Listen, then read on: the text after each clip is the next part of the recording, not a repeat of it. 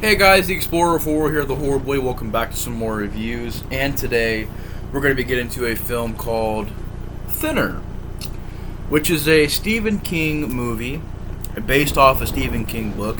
I don't know why I always thought this was First of all, I always thought it was a TV movie. This is a theatrical film.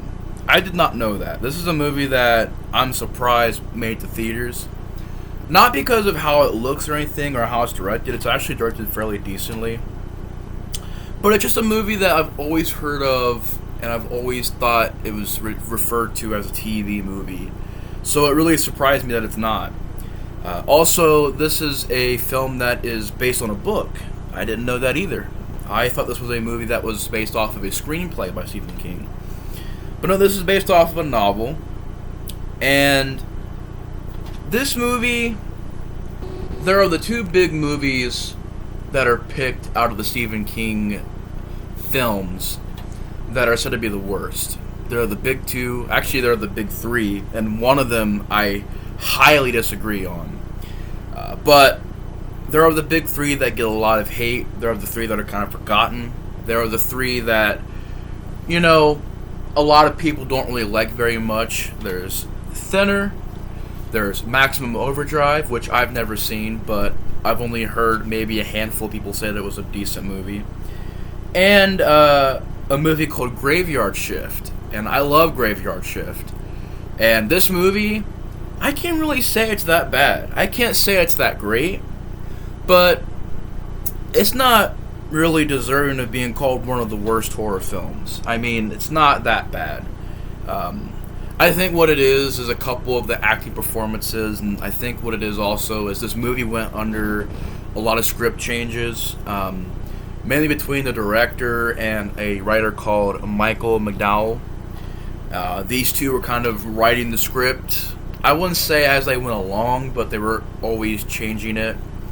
Like, I know that the original screenwriter, he would write his script, and Tom Holland, who had directed this movie. I'm a huge fan of Tom Holland. Tom Holland is one of my favorite directors out there. Not Spider-Man, not that Tom Holland. That's another awesome Tom Holland. But the director, Tom Holland, I'm a really big fan of Fright Night. Fright Night is probably my second favorite vampire movie of all time, right underneath of Lost Boys. And I love them both. They're both great movies. But Fright Night is an absolute classic. He also wrote Psycho 2. And Psycho 2 was one of my favorite sequels of all time. I love Psycho 2. I would say Psycho 2 and Psycho 1 are on the same level. And I also love Psycho 3. But he wrote Psycho 2. I love that movie a lot. It's a great sequel. Then he also directed Child's Play. And Child's Play is my favorite movie of that franchise. And is one of my favorite horror films of all time. I love Child's Play.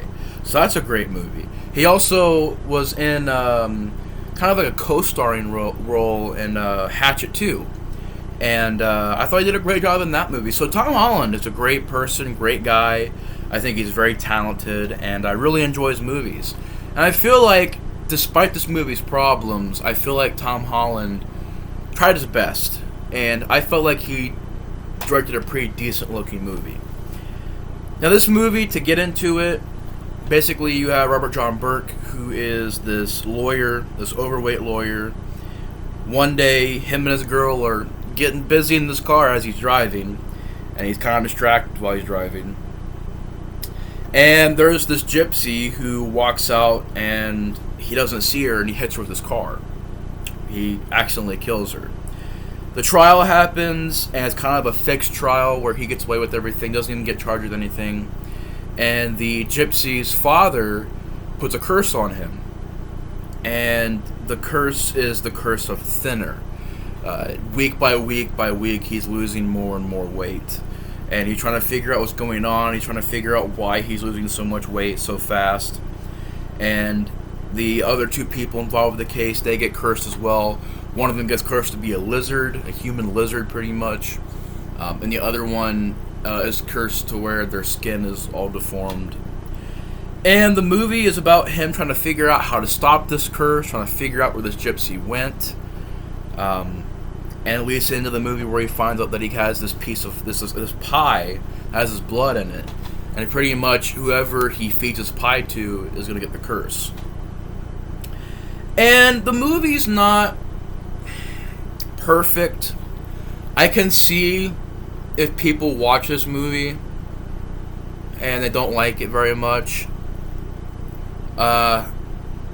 I really can't say I don't know why it's hated. I can see why this movie is not really liked that much. But to be honest, it's not that bad of a movie to be called one of the worst horror films of all time, one of the worst Stephen King movies of all time. It's not that bad. I think this is a pretty decent horror film. Why? First of all, I really enjoy the practical effects. Really surprised. This is 1996, and there's a lot of practical effects in this movie. Not all of them look flawless. Like when you see this dream sequence, and one of Robert John Burke's friends, I believe it was the judge, you see his skin rotting, and his because he turned into the human lizard, his skin is turning all crazy looking. That one looked a little weird, but at the same time, it was a dream scene, so I guess you could kind of get away with it. But positives, it does have some makeup effects, decent practical effects. I think it's decently directed by Tom Holland. I think the performance by Robert John Burke, he's my favorite performance in this movie besides, I want to get his name, but he played the mafia guy in this movie. I thought he did a pretty good job, too.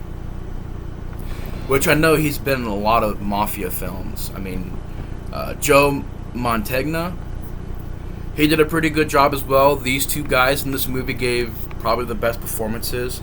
I thought Robert John Burke. I remember watching RoboCop 3 as a kid. Sorry, I don't know why it's shaking so much. But I remember watching RoboCop 3 as a kid and not thinking it was that bad. I know it gets a lot of bad reviews. I haven't watched it in years. That's the only reason why I'm saying, I don't think I hate it. I think if I watched it nowadays, I wouldn't like it very much, but I don't remember him giving a bad performance in that movie. In this movie, he does a pretty decent job of really just going through these changes. And I will say, this movie does have potential of being a really good movie. It's still a good movie, it's still a decent flick, but there are problems there. I can't ignore the problems, they are there. But I feel like if you were to change some things, Robert John Burke I wouldn't change. I think his performance is actually really good in this movie. And there are some very effective sequences in this film. First of all, I think the idea of him losing weight, just at a rapid pace, and the commentary they have about being overweight, and the kind of social awkwardness of it, that was handled very well. I like the scenes where he's just eating constantly, but he's losing weight, and he has to keep eating because if he doesn't, he'll lose weight at a more rapid pace. And those scenes are very uncomfortable. There's a scene at a dinner table where his daughter is watching him just eat and eat and eat, and she just gets so uncomfortable, and she's so disturbed by this, she just has to run away. Very well done scene, a very emotional scene. I thought that was handled very well. And towards the end of the movie, you have a lot of slow scenes. Granted, I'll get into that and the problems as far as the pacing goes, but there are some scenes that I really appreciate. There's a scene where he gets on the scale, and he's just barely over 100 pounds. And he's just skin and bones. And he's just talking to this Joe Mantegna character. And he's trying to figure out, what am I going to do? I'm fading away. It's a really emotional scene. I thought that was done very, very well. Just seeing him go through this stuff, and he's just trying to apologize, trying to seek forgiveness for what he did. And, you kind of do feel bad in a way for this character. So I thought Robert John Burke did a pretty good job in this movie. So did Joe Mantegna. Did a good job. So positives, it's decently shot, decently directed by Tom Holland. There are some effective scenes. I like the idea of the movie. I like the discussion on social commentary on overweight and how it's done, like how they handle it in the movie. I think that was done very well.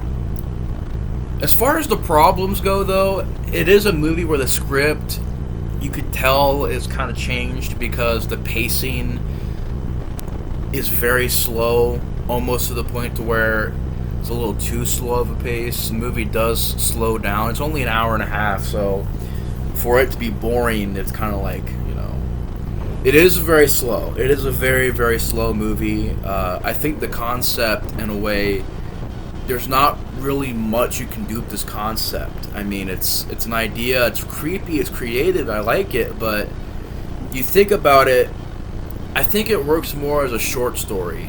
Maybe that's what it is. Maybe as a 30 or 40 minute episode on TV. But as a whole 9 yards, hour and a half film, it does slow down because it is a movie about a guy just deteriorating slowly. And a lot doesn't really happen in the movie, so it is pretty slow. The script does have its issues. There are certain points where the plot is just kind of going in different directions. Some of the acting and line delivery, I don't know if it was just ADR'd or if it was dubbed over, but some of the performances in this movie, they're a little, just when you hear it, I think it was just, maybe it was ADR'd or dubbed over. It sounded like it was dubbed dialogue. Not from everybody, but certain people, when they say certain lines, it sounds ADR'd. I don't know how else to say it. It just sounds like it was dubbed in later, and it seems like really forced in there. Some of the acting, some of the line delivery is a little the ending was a little I like how they literally say, and this is how it feels, oh, we're like an hour and 20 minutes into this movie. Let's have like a 5-minute giant gun blazing shootout scene where Joe Mantegna is going into this area where all these gypsies are. He has like an AK-47, and he's just like firing away at these people. It was almost like they were like, well, we gotta have something in this, so let's have a random dream sequence where people are driving trucks and wrecking into cars and stuff, and let's have this other sequence. It really felt like that. It was very abrupt. I guess I could say sometimes the characters, the way they're written, especially the gypsies and the great-grandfather gypsy, they're, I want to say, like, just over the top of the performance. Like, the characters aren't very grounded, per se. They're not calm. They're not really trying to be intimidating or scary. They're more being, like, over the top. Jumping around. They have a lot of energy in their performance, and it felt a little weird. I think what it is just the script, man. The script was a little weird. It was just being changed around a lot, and you could tell when you were watching it. But I mean, for it, what the film is, it definitely is a decent little movie. I wouldn't say it's bad at all.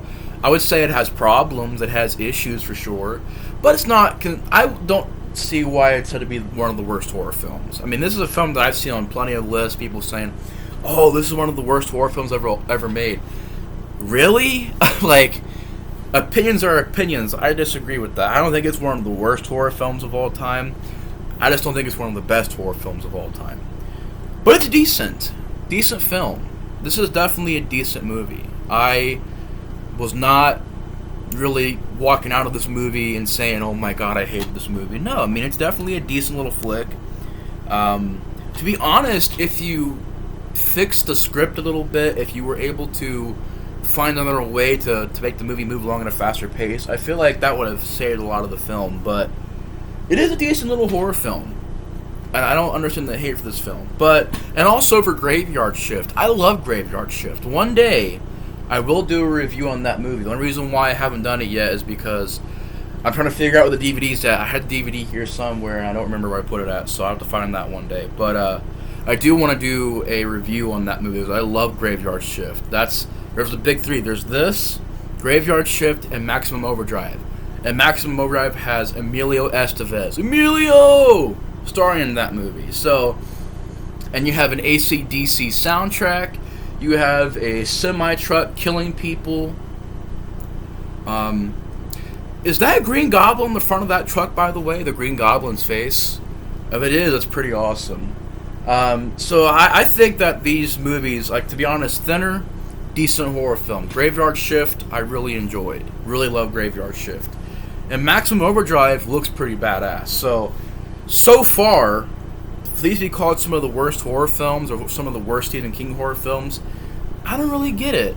I mean, I can see with this movie if you couldn't get into it very much, I can see that. But to call it one of the worst horror films, I don't think it's one of the worst. But anyways, I'm gonna give this one probably a 6 out of 10. It's definitely a decent horror film. Could have been done better, but at the same time, not as bad as everybody says it is. Decent movie, and yeah. Anyways, my review on Thinner. Thank you guys so much for watching. Let me know your guys' thoughts on this film in the comments below. Do you like it? Do you not? Let me know. The Explorer of Horror is out. Have a good day, guys, and I'll see you later. Peace out.